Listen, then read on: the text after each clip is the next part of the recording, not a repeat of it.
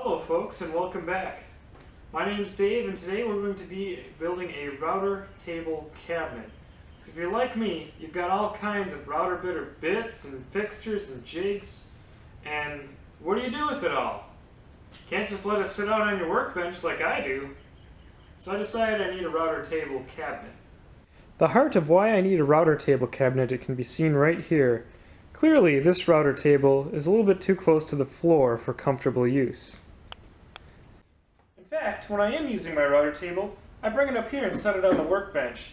It works, but it's just slightly above comfortable height for me. Now many woodworkers choose to build their own router table. However, I did not, because I don't like wooden tabletops that tend to move with humidity. Plus, my time I felt was too valuable, so I went out and purchased this one from Bosch. This is one of the better values in router tables in my opinion, because for under $200 you get a flat aluminum table, a good fence with movable leaves. It's got T-track on top to attach all your jigs and fixtures on for when you're pushing your material through, and I put a Triton router underneath. Lucky me. The table does not come standard drilled for the Triton router. I in fact did add one bolt hole here, but after that it has been a phenomenal router to use in my router table. Plenty of power.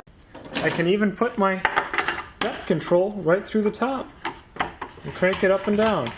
My need for a router table cabinet really comes down to two issues: the height of the cabinet and my need for storage of accessories and bits. To find the height that I wanted to make my router table, I just looked at my table saw and measured that. That's really comfortable for me to work at and push material through. So I incorporated that same height into my router table. If you have a router table just like mine and you'd like to build a router table cabinet for it similar to mine, I will include this plan in a link below. My router table cabinet is going to incorporate 5 drawers, all of them being half and half drawers except for this bottom one which goes all the way across. So let's get started.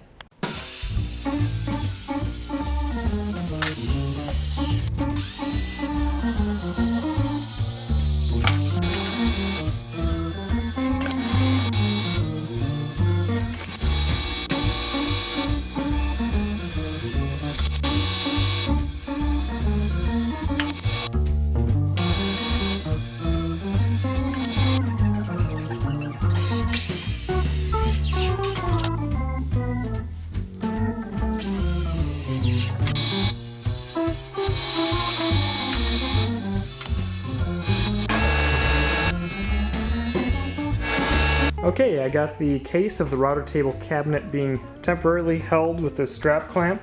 This was just a mock-up to see the fit of all my pieces. You can see the dado joints look pretty good. Dado joints in the center. Now I just need to glue it up and brad nail it.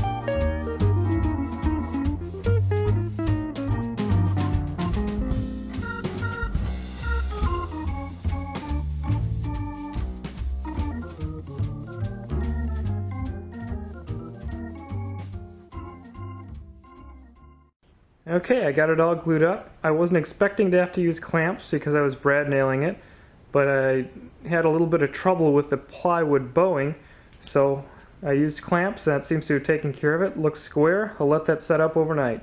And here's the case of the router table cabinet post glue up. Now I just need to add some drawers.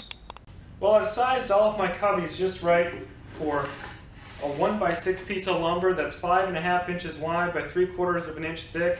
And these are just a little bit over that so that I can use the same board for all my drawers.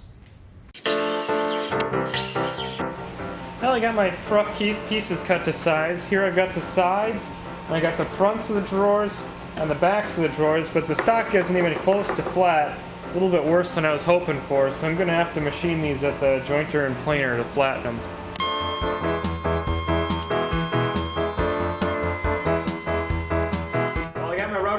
set up the old way for cutting my drawer joinery.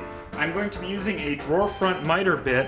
This is the drawer front and this is the side, and it's great because I run the drawer front on the table like this and I run the side on the table like this, and then I just need to subtract my bit height from the length of the board to come up with a good joint.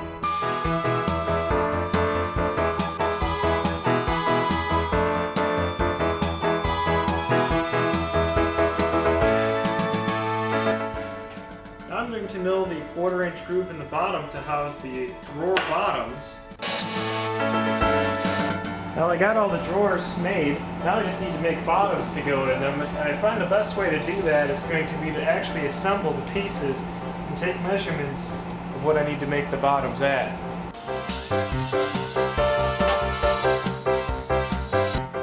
Well, I have my 1/4 inch sheet of plywood out. I'm also going to cut a back for the unit.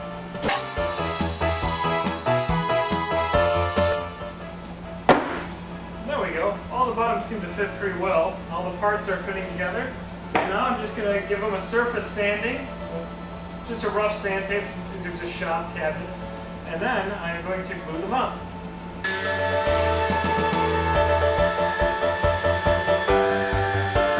So now I'm ready for the fun part, drawer assembly. Got my glue bottle, my glue brush. I'm going to be using brad nails after I put it together. That way I won't have to use clamps.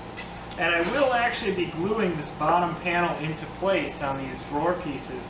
You may be screaming at your television or your computer, "Stop, Dave! Don't you know that changes in humidity are going to rip that drawer apart by this time next year?" I say nay.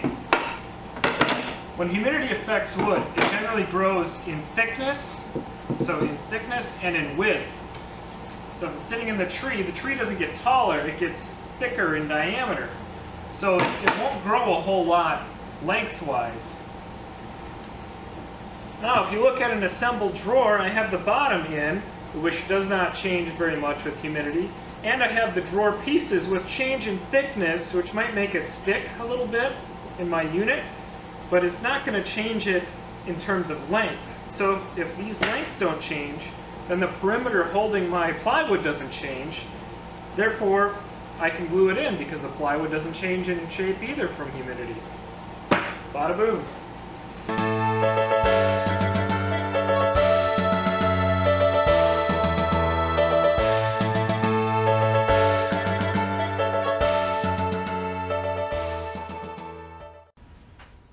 So this is what the cabinet will theoretically look like with the drawers installed.